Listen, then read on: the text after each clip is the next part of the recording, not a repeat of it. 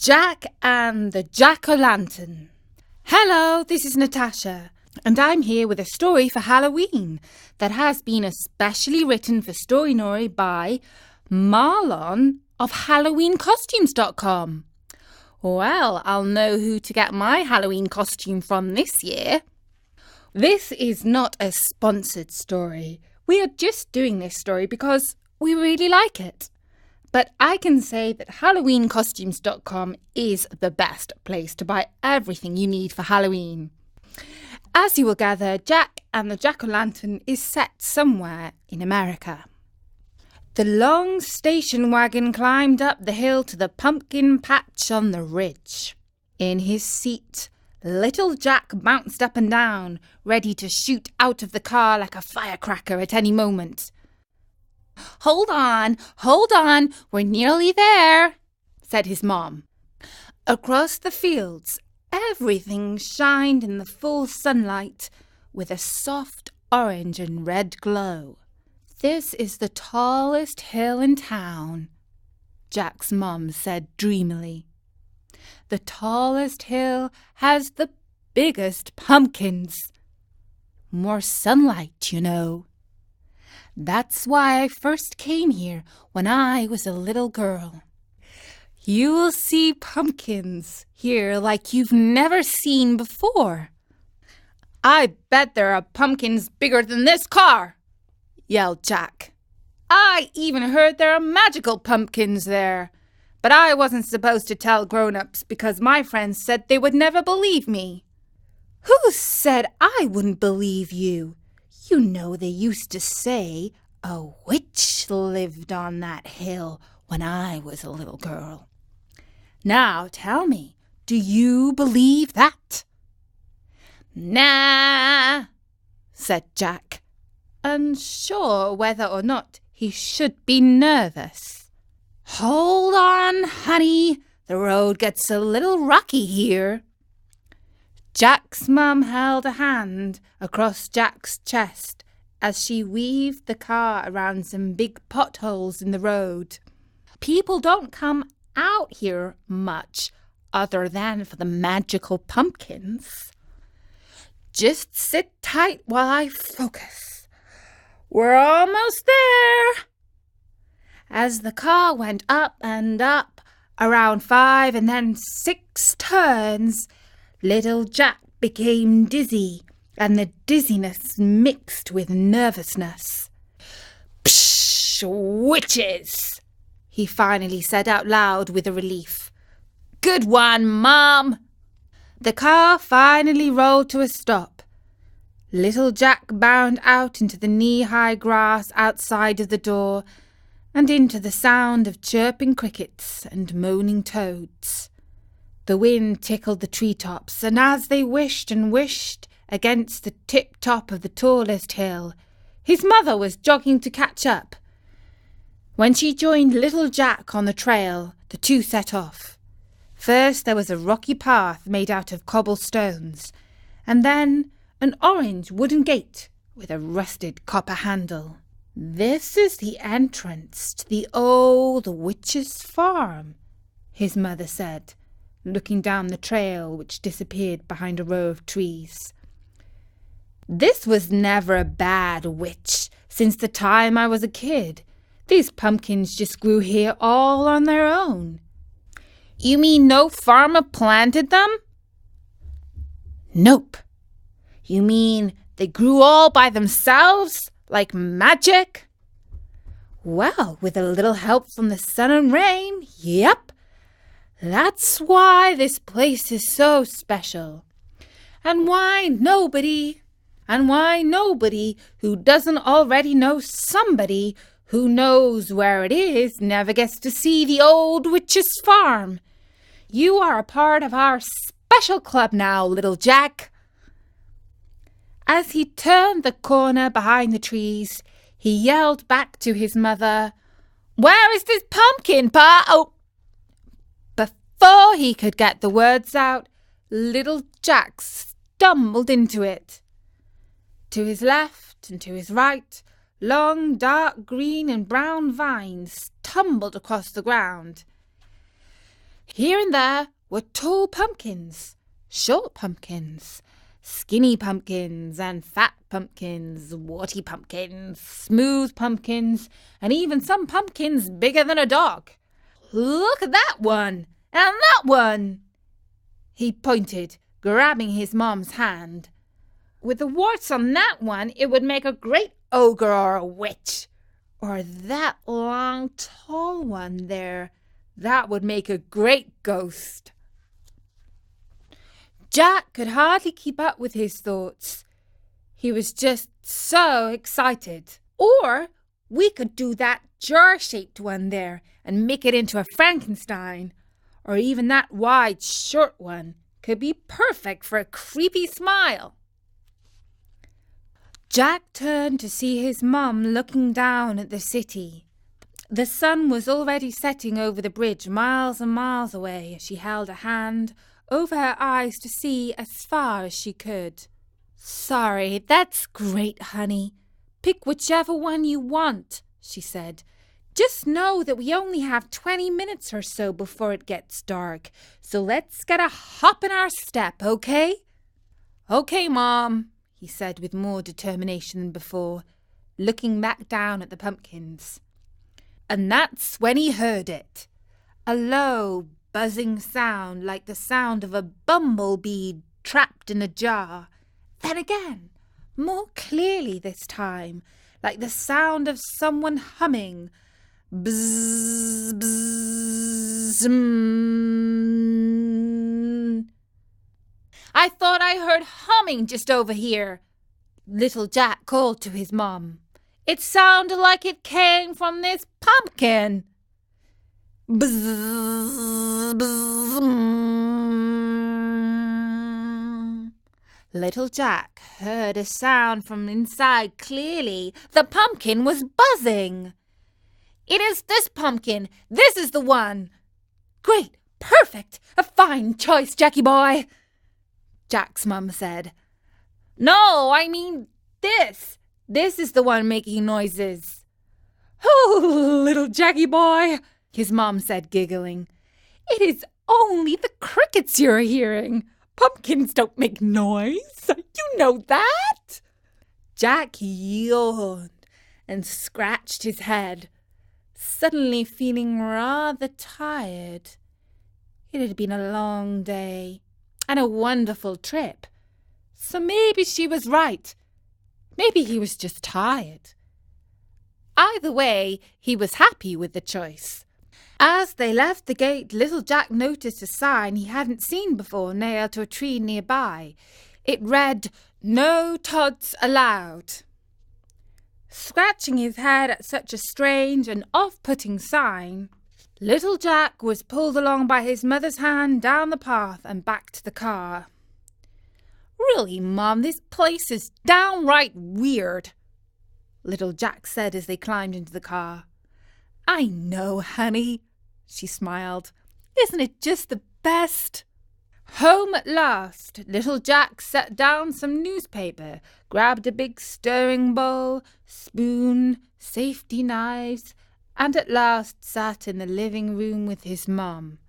Together they traced the top of the head with a permanent marker. "Now I'll cut the top part open since we used the big knife for this," his mum said, carving into the top. Bzzz, bzzz, "Wait, Mum, that humming!" Jack's mum jumped from the sound of his shouting. "Jack, you scared me half to death. What are you talking about, honey? What humming?" The... Little Jack struggled for the words, scratching his head. He knew this sounded crazy. "The humming! I heard it from the pumpkin again." Jack's mum cut again. "Bzzz, bzzz, There again!" Jack's mum gave him a look. "That imagination of yours really is something. But then again, you are your father's son." She laughed and cleaned the guts of the pumpkin lid into a brown paper bag. While her back was turned, Jack started scooping the guts with the ladle and scooping in a hurry. "Nothing," he said under his breath, looking for anything. "A bug, maybe, that could be making the buzzing sound. There's nothing." In a short time, Jack had cleaned out the pumpkin of all its guts and drawn a grimacing, silly-looking smile across its face. Using his safety knives, especially made for carving pumpkins, he cut into the mouth. "Did you hear that?" Jack yelled to his mum. "It just whistled at me." "Jacko, boy," his mum said, rubbing her eyes. "Sweetie, I'm tired and need to read this. Please, just keep carving your pumpkin." As Jack cut more and more, sure now that only he could hear it, the whistling sound slowly turned into low mumbling at last. He'd cut every piece of the mouth out, and the pumpkin exclaimed, "Now, come on, how's about giving me a nose and eyes?" "You're talking," little Jack said with his jaw hung wide open. "And you're a pumpkin," he whispered, leaning in. If his mum didn't believe the buzzing, what would she think of this? "Eureka! He can hear! And he's a problem solver. We have a regular Einstein over here," the pumpkin answered with a smirk. "Now I've seen everything," Jack said. "Good. Now that makes one of us. Give me some eyes, kid." Trying not to lose his mind, Jack finally gave in. Okay. So you are a talking pumpkin," he whispered so his mum wouldn't hear. "What should I call you?" "Well, little Jack, I thought you would never ask. You can call me Jacko. Jack and Jacko. Get it?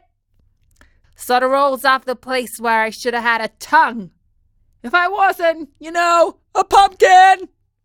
"Oh, Jacko, you got it," little Jack said, carving Jacko's left eye into a circle. "How about this for an eye?" "There we go," Jacko exclaimed. "I like to look someone in the eye when I talk to them." "And how about," Jack said while stretching to draw the second eye, "a triangle for the second eye?" "Now we are talking! Give my face some character." "Good kid." "So how many is it?" Jacko said. "How many is what?"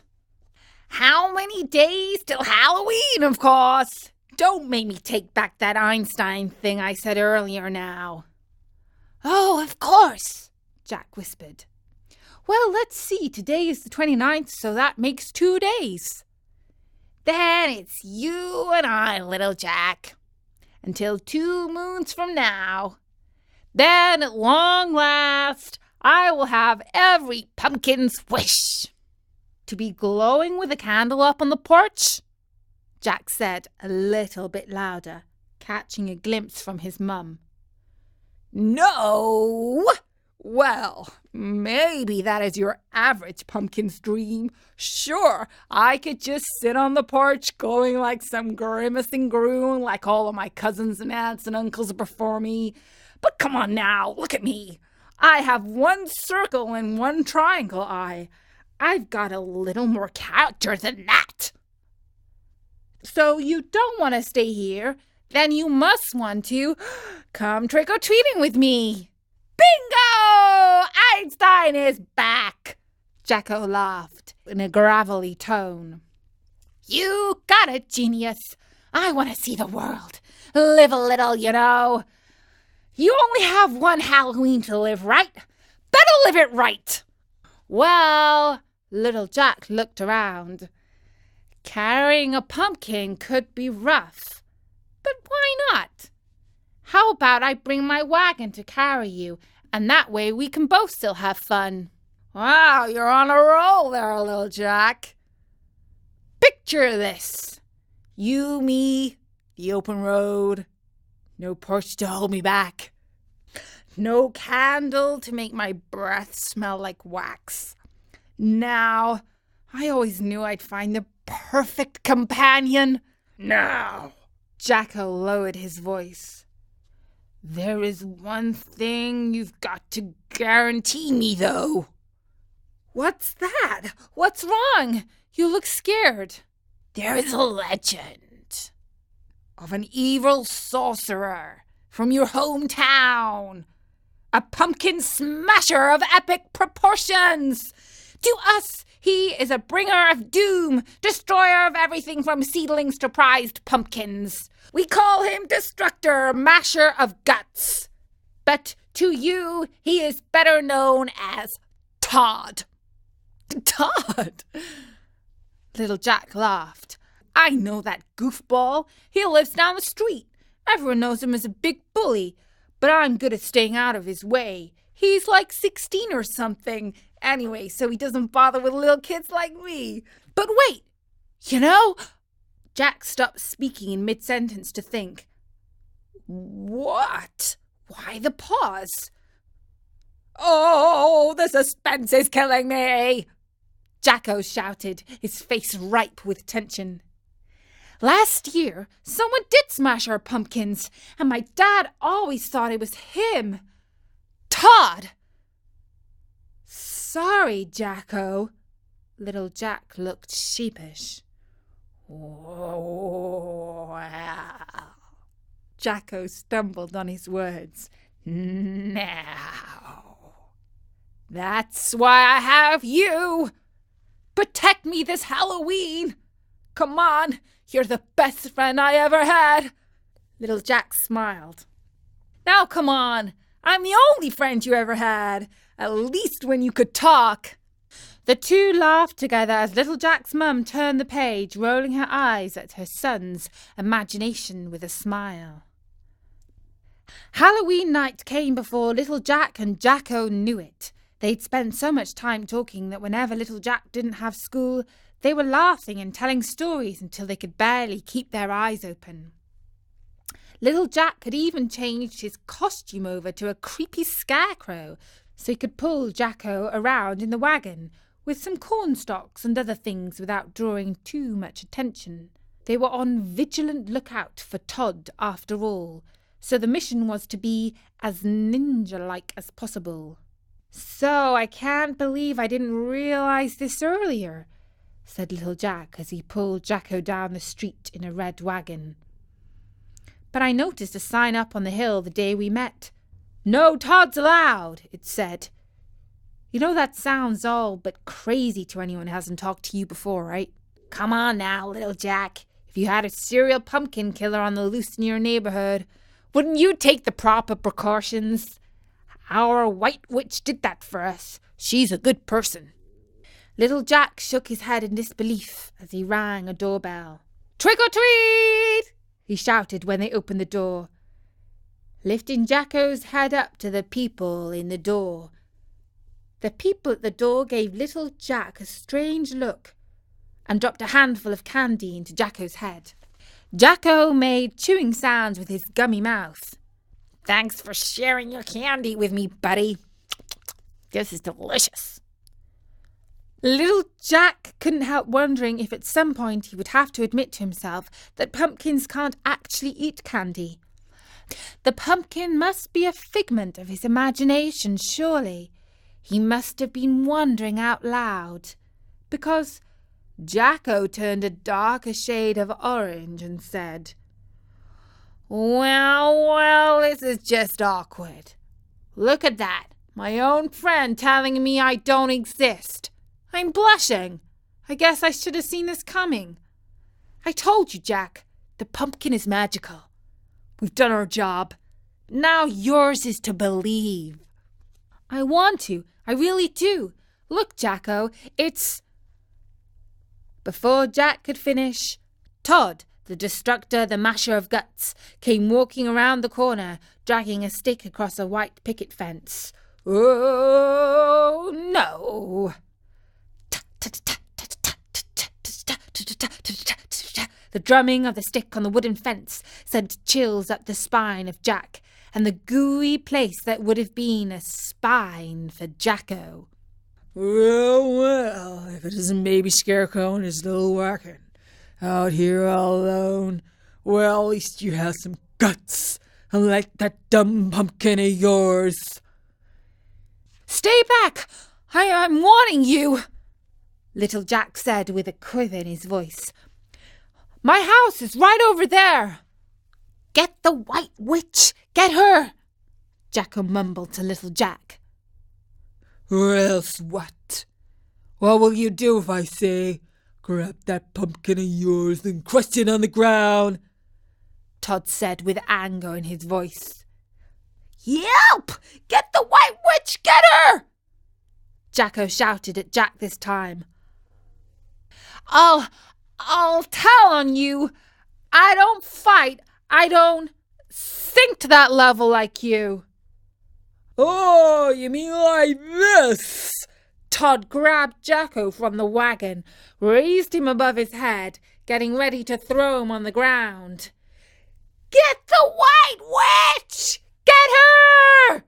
Please don't let him do this! Jacko screamed to Jack. How, Jacko? How do I get the White Witch? Little Jack finally yelled at the pumpkin. Jack looked at Todd, who had lowered the pumpkin from above his head, perplexed by the boy talking to the pumpkin. Suddenly Jack realized he finally understood.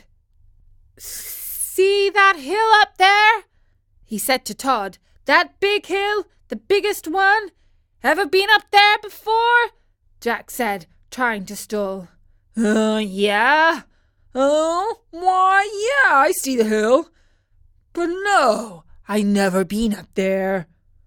Todd had a confused look on his face. Well, the White Witch has been up there. That's where she lives, and she told me to tell you something.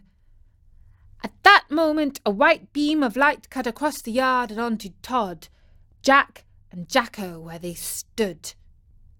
Todd, are you getting into trouble again?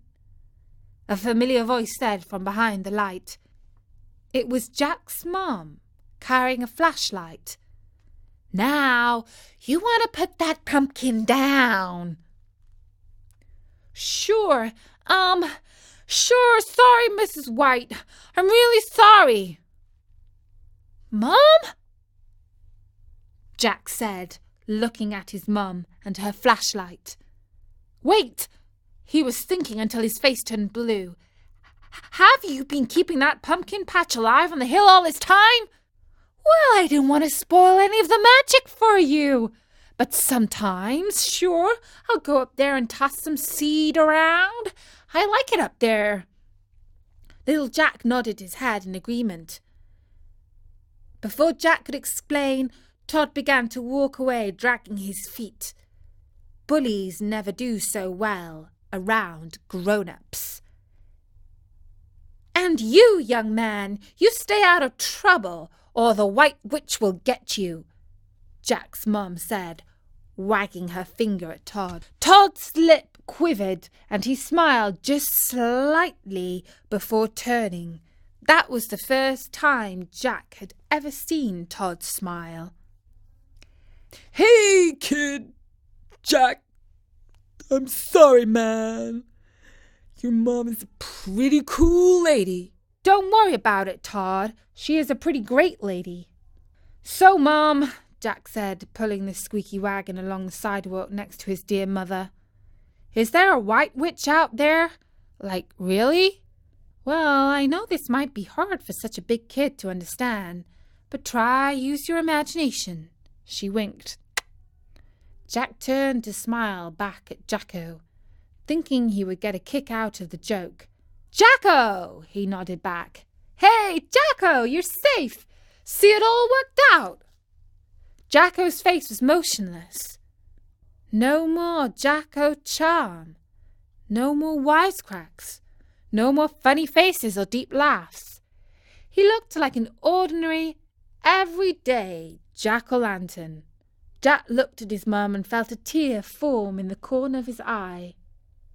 Don't worry, honey, his mum said, assuring him. Like Halloween, Jacko will always come again next year. I promise. And that was the story of Jack and the Jack-o'-lantern. Bertie would like to thank Marlon of HalloweenCostumes.com for writing a really super story for us. We do hope that you enjoyed it. And, of course, Marlon would be mighty pleased if you check out his website for your Halloween costume this year. I know I will, for my ghost costume. There are, of course, more Halloween stories on storynori.com. And our ever-popular song by Gabby, The Witch Who Was Afraid of Halloween. So drop by soon and listen to some of our free audio stories. For now, from me, Natasha, bye-bye!